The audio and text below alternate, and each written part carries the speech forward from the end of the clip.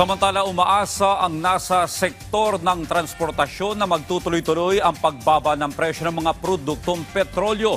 Yan ang ulat ni J.M. Thompson. Sa 2 dekadang pamamasada ni Rodolfo Badilla Jr., naging malalim na ang kanyang malasakit sa mga commuter. Kaya sa kabila ng sunod-sunod na pagtaas ng presyo ng diesel, tuloy pa rin ang kanyang biyahe. Kaya ngayong may big-time rollback, umaasa siya na magtutuloy-tuloy ito para bumalik na sa dati ang kanilang kinikita. Malaking bagay na sa amin mga driver. 20 pesos rollback na yan. Sana mas babaan pa nila konti. Sana bumalik.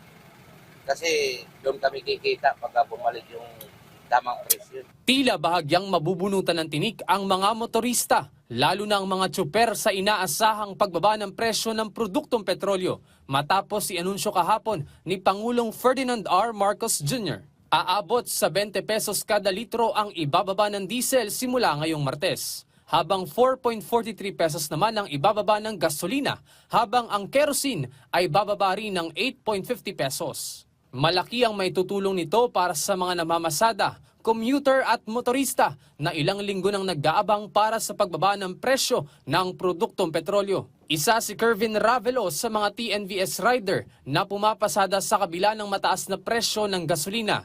Dahil may 4 na anak, kailangan niyang ituloy ang pasada kahit mataas ang presyo ng gasolina. Kaya ganoon na lang ang kanyang pasasalamat sa rollback bukas. Opo sir, sobrang laking tulong po sa aming mga rider niyan kasi halos nung mga nakaraang araw wala na kaming nauuwi para sa pamilya namin. Ngayon, pag sobrang laki ng rollback, sobrang laking tulong po. Sobrang saya po.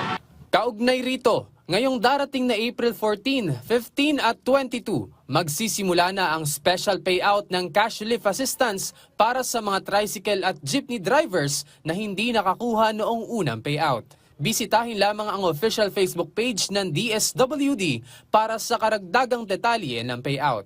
Samantala, tuloy-tuloy pa rin ang pagbabantay ng pamahalaan sa mga gasolinahan para sa tamang presyo ng produktong petrolyo, katuwang ang Department of Energy sa pagsisiguro na sapat ang supply ng langis sa bansa. J.M. Thompson para sa Pambansang TV sa Bagong Pilipinas.